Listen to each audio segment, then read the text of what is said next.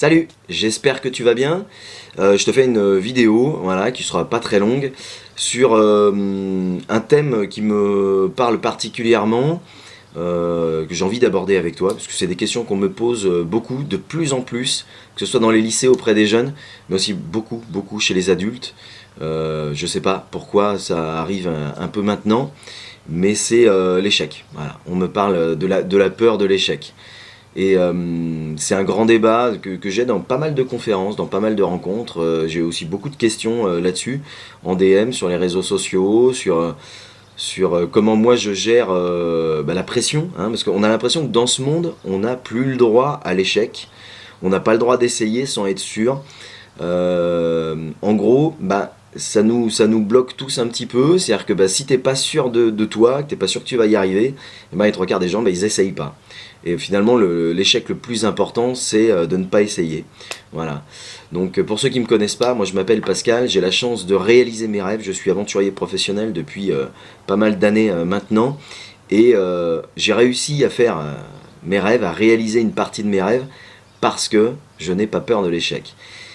Comment et pourquoi moi je n'ai pas peur de l'échec? Pas parce que je pense que je vais toujours tout réussir, non, c'est pas vrai. C'est pas vrai du tout. Euh, J'accepte juste qu'à un moment donné, je ne pourrai pas tout maîtriser et que peut-être j'irai pas au bout d'un de mes défis, que peut-être le défi initial ne sera pas le défi final, voilà, parce qu'il y a des plans A, il y a des plans B, la vie elle est comme ça, hein. Heureusement, la vie c'est finalement la plus belle et la plus grande des aventures. Heureusement, quand on se lève le matin, si c'est constamment métro, boulot, dodo, on le sait ça nous fait chier, on n'a pas envie de ça. Voilà, donc de temps en temps, il faut avoir des rebondissements et il faut par contre apprendre à les gérer. Et c'est ça qui est peut-être finalement le plus important. Moi, j'ai commencé à vivre mes rêves à partir du jour déjà où j'ai compris que l'avis des autres n'était pas très important. Tant mieux pour ceux qui aimaient ce que je fais, ceux qui aiment ce que je propose aujourd'hui, le contenu, le côté solidaire de mes expéditions, alors c'est très bien, tant mieux. Et continuez de me suivre, de lire mes livres, d'écouter mes slams, ça c'est génial. Et ceux qui aiment pas, j'ai envie de vous dire, les haters, les machins comme ça, ou et tant pis, c'est pas grave quoi. C'est pas grave, on fait pas forcément ça pour eux, ils passent leur chemin, et puis quand bien même ils veulent s'acharner, bon moi j'ai pas eu le cas, hein, mais quand bien même je l'aurais, je les bloquerais tout simplement, il y a pas de problème.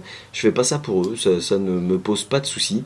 Voilà, et c'est ça qui je pense est important, se dédouaner un petit peu du regard des autres. Après, il faut se donner les moyens d'eux, par contre. Ça, c'est important. Moi, en tant qu'aventurier professionnel, je fais 1m66, 67, voilà, je fais pas 2 mètres. Je suis pas un Golgoth d'origine, donc j'ai besoin de m'entraîner peut-être plus fort que certains. Mais en tout cas, je me donne les moyens d'eux. C'est-à-dire qu'à partir du moment, exemple concret, quand j'ai décidé que j'allais faire 125 km sans m'arrêter entre ma ville natale Cholet et Noirmoutier, voilà, c'est à 125 km de Cholet, j'ai décidé de faire ça sans m'arrêter en moins de 24 heures. J'avais encore jamais fait un marathon. Là, cette distance-là fait plus de 3 marathons. Donc sur le papier, j'aurais pu ne pas réussir, j'aurais pu avoir peur de l'échec, avoir une grosse pression. Je me suis donné les moyens de m'entraîner pendant 1 an et demi. Je suis parti de zéro pour me préparer physiquement, petit à petit, en courant 5 km, puis 10 km, puis en faisant des sorties en marche rapide de 15, 20, 30 km, et ainsi de suite, jusqu'à être capable de faire un marathon de 42 km sans m'arrêter, voilà, sans chercher la performance de temps, mais sans m'arrêter, de monter à 60-70 km sans m'arrêter, donc ça veut dire qu'on va s'entraîner dans l'hiver, on va s'entraîner quand il pleut, on va s'entraîner sous la grêle, on va s'entraîner quand il fait froid, et puis on a surtout une équipe autour qui vous soutient, qui vous aide, qui est en accord aussi avec vous. Ça c'est important d'avoir un entourage qui est positif autour de vous, sinon il faut changer d'entourage, hein. Si tout le monde est négatif, c'est que c'est peut-être pas les bons potes. Voilà, il faut peut-être passer à autre chose, il faut peut-être aller voir ailleurs. Et moi j'ai la chance d'être soutenu par ma femme, par mes enfants, voilà, par mes copains, par mes potes, par beaucoup de personnes, voilà, d'entre vous qui me suivent depuis des années. Et ça me permet, moi, pas de ne pas avoir peur de l'échec, parce que je me dis que c'est une possibilité, mais moi j'y vais étape après étape. Voilà, sur ce défi de 125 km, je me suis pas dit que j'allais faire 125 km, j'y suis allé pas à pas. Je me suis dit que j'allais faire des sessions de 10 km. Voilà. Et tous les 10 km, je m'arrêtais, je mangeais une barre de céréales, ou je contemplais tout simplement, je buvais un coup. En gros, j'avais réussi. tous les 10 km, moi j'avais réussi une micro-aventure dans l'aventure. Donc c'était constamment des micro-réussites, plutôt que de visualiser l'arrivée dès le départ, où là ça aurait pu me faire peur peut-être. Voilà. Après il ne faut pas chercher forcément à viser la Lune, tout le monde dit viser la Lune, moi je pense qu'il faut déjà viser les étoiles, il faut les atteindre les étoiles, et une fois qu'on est dans les étoiles, eh ben peut-être on peut viser la Lune pour essayer d'aller encore plus haut. Mais là, il faut y aller par paliers. Voilà. Et c'est peut-être un moyen de ne pas avoir peur de l'échec. Moi, dans toutes mes expéditions, dans la grande traversée que j'ai fait de la France, j'ai fait 16 marathons pour traverser la France, eh bien, j'ai jamais fait... quand je partais le matin, je pensais pas à un marathon. Je pensais à des sorties de 20 km. Voilà, j'avançais de 20 km en 20 km. Donc constamment aussi des réussites. Je sais que 20 km pour moi c'est facile. Donc je sais que ça, je vais pouvoir le faire. Ça va être facile pour moi. Et à la fin de ma journée, ça m'emmenait à une distance d'un marathon. Et j'ai jamais pensé à ces 16 marathons, à l'arrivée, les pieds dans le sable et tout ça. Non, j'ai visualisé juste jour après jour ces micro-distances qui me permettaient d'avancer, d'être plus sûr de moi et de ne pas avoir peur de l'échec. Plus récemment, j'ai fait une expédition dans le Grand Nord, au-delà du cercle polaire, certains ont peut-être suivi. Je suis parti donc 1 mois et demi. Là, on est parti avec beaucoup d'inconnus. On est parti avec un dérèglement climatique prononcé. Bien d'ailleurs, on ne s'attendait pas à subir autant de variations de température. Ça, j'ai fait une vidéo spécifique là-dessus que vous pouvez aller voir, qui est sur la chaîne. Et puis, donc beaucoup de choses, des impondérables, des choses qui n'étaient pas... qu'on ne pouvait pas définir à l'avance, préparer à l'avance. Donc on s'est entraîné 1 an et demi à l'avance aussi. C'est un projet qu'on prépare même depuis 3 ans, parce que le Covid nous a un peu embêtés. On savait d'où on partait, on ne savait pas vraiment où on allait arriver. Nous, on avait le rêve de la mer de Barents, des choses comme ça. Notre objectif d'expédition, c'était d'être au-dessus du cercle polaire, la boussole vers le nord, et puis de tracer la route, voilà, à la manière dont on avait envie de le pratiquer, avec un traîneau en bois, comme le faisaient les trappeurs il y a une centaine d'années. C'était ça. Notre réussite, elle est là. Elle est là. Après, c'est solidaire. On voulait récolter de l'argent pour le cancer. On a récolté plus de 15 000 euros. Là, la cagnotte est terminée. On va reverser plus de 15 000 euros en juin pour la lutte contre le cancer de l'enfant au CHU de Nantes. C'est ça, une victoire. Ça, c'est une victoire. Au final, dans cette expédition, qui a finalement été pour moi la plus grande des victoires, puisqu'on n'a jamais récolté autant d'argent pour aider la recherche. Donc, c'est notre plus grande des victoires. Et ben, c'est pas l'expédition qui s'est le mieux passée, puisqu'on a constamment été obligé de s'adapter tous les jours, de trouver. C'était même pas le plan A. Là, on a eu le plan Z dans cette histoire. Mais c'est pas grave. C'est pas un échec. Chaque jour, on s'est adapté. Voilà, on a continué d'avancer en trouvant des solutions. On n'a pas fini où on pensait terminer parce que c'était tout simplement impossible avec ce dérèglement climatique. Je me suis blessé au genou. Donc plein de personnes auraient pu se dire bah on arrête là, c'est un échec, on rentre à la maison. Non, nous on s'est adapté, on a continué d'avancer et de trouver des solutions pour pouvoir proposer du contenu, aller voir les rennes, filmer les rennes sauvages dans le nord de la Finlande, aller à la recherche d'aurores boréales.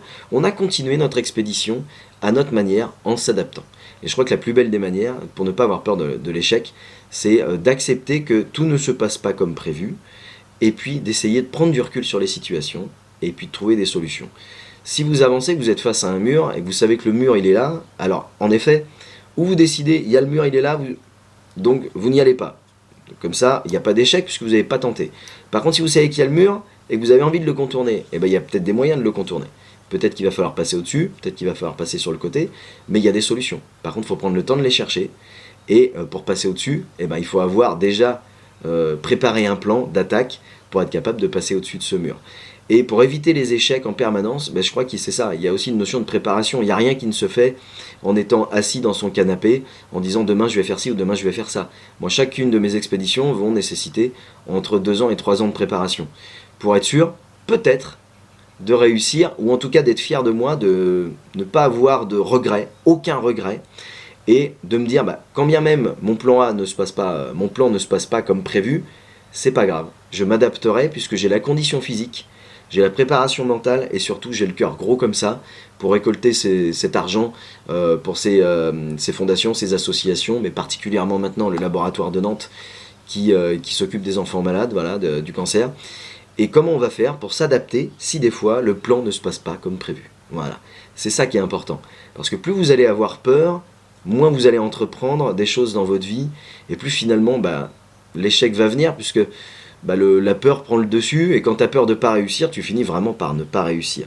Alors que quand petit à petit tu mets les choses en place, tu prends le temps, tu avances vraiment pas à pas. Voilà, c'est pareil à l'école, c'est pareil dans le travail. Cherchez pas à avoir que des 20 sur 20. Ça, ce discours-là, il est nul à chier. Cherchez à faire de votre mieux. Voilà, faites de votre mieux.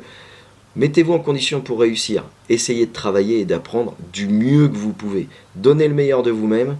Quand bien même vous avez qu'un 10 ou qu'un 12 ou qu'un 13, si vous êtes donné à 100%, alors c'est pas un échec, vous avez réussi. Il n'y a pas de problème là-dessus. Tout réussir parfaitement, ça c'est ce qu'on essaye aujourd'hui de nous faire croire, ça ne marche pas. Ne cherchez pas à tout réussir parfaitement, cherchez à donner le meilleur de vous-même, à vous mettre à 100% dans ce que vous avez envie d'entreprendre, à ne pas avoir peur de l'échec et surtout à arrêter de vous fier au regard des autres qui vous disent que vous n'allez pas réussir, que c'est trop dur, que vous n'allez pas y arriver. Ces gens-là, ne les écoutez pas. Par contre, donnez-vous les moyens de réussir et d'entreprendre pour vous dire après moi, j'aurais tout tenté. Si je n'y arrive pas, au moins, j'aurais réussi à avancer d'une case supplémentaire. Et quand bien même l'échec a ce petit goût dans votre bouche, dites-vous que vous avez appris quelque chose et que la prochaine fois, tirez les bonnes conclusions de ce truc-là, si vous avez ce petit goût d'échec, tirez les conclusions du fait que pourquoi je n'ai pas réussi, de manière à mettre les choses en place pour que la prochaine fois quand vous allez recommencer, vous n'ayez pas besoin et surtout vous ne reproduisiez pas les mêmes erreurs. À partir du moment où vous ne reproduisez pas les mêmes erreurs la fois d'après, alors c'est pas un échec, c'est un apprentissage, il n'y a pas de problème. Il n'y a pas de problème, on n'a pas besoin de toujours tout réussir du premier coup. Ok ? Voilà ce petit message que j'avais envie de vous passer, puisque vous êtes trop nombreux, on est trop nombreux en France, partout à être constamment oppressés par cette absolue réussite obligatoire en permanence. Donnez-vous le droit aussi à quelques petits échecs, voilà, c'est aussi comme ça qu'on avance et c'est comme ça qu'on progresse le mieux. Les victoires faciles, souvent, elles servent pas à grand chose. Voilà, j'espère que cette vidéo t'a plu, n'hésite pas à mettre des commentaires, n'hésite pas à la partager si tu as quelqu'un peut-être dans ton entourage qui n'ose pas entreprendre, qui a un peu peur de l'échec. Si ça peut en aider quelques-uns d'entre vous, j'en serais très heureux. Voilà, je vous souhaite une belle journée et surtout n'oubliez pas, vivez vos rêves. Allez, à plus!